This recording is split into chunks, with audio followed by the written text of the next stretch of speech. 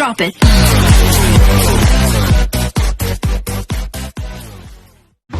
Good day mga ka-sports natin dyan.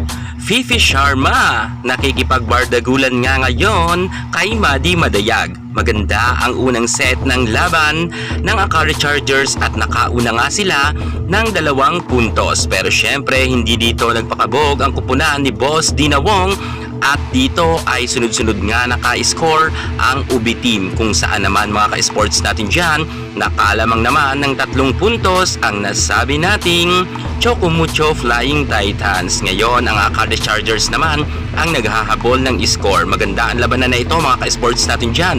Masasabi talaga natin na match ang laban ngayon ng Chocumucho versus nga ng Akari Chargers. Sino kaya sa dalawang ito ang bibigay sa unang set at sino naman ang magsha-shine, dahil patuloy silang naglalaban at nagpupukpukan sa loob ng court.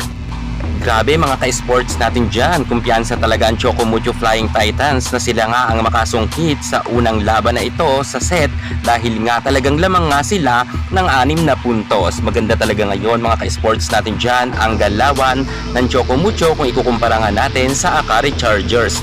At good news rin to mga ka-sports natin dyan para sa mga fans nga ng Chocumucho Flying Titans. Bumalik na nga ang angkin, kagalingan, kalakasan at mautak na mga spike nga ni Kat Tolentino. At kinabahan nga tayo mga ka-sports dahil si Rondina ay talagang medyo natapilok at madalas ngang mablock ngayon. Si Rondina ang talagang umi-score ngayon sa set 1. Walang iba kundi si Kat Tolentino at si Maddie Madayag. Samantalang mga ka-sports natin dyan, kahit lamang nga ng 6 na puntos ang Chocumucho Flying Titans, ay hindi dyan nagpakabog ang Akari, sapagkat nga pumuntos talaga sila nang ipinasok nga si Ellis Soyod. At narito nga medyo gumanda nga ang laro nga ng Akari Chargers, kung saan nga kanina ay talagang lamang na lamang nga ang Chocumucho, pero napaidikit pa to sa score na 20 at 22, kung kaya napa-time out nga dyan si Coach Dante Alinsunurin.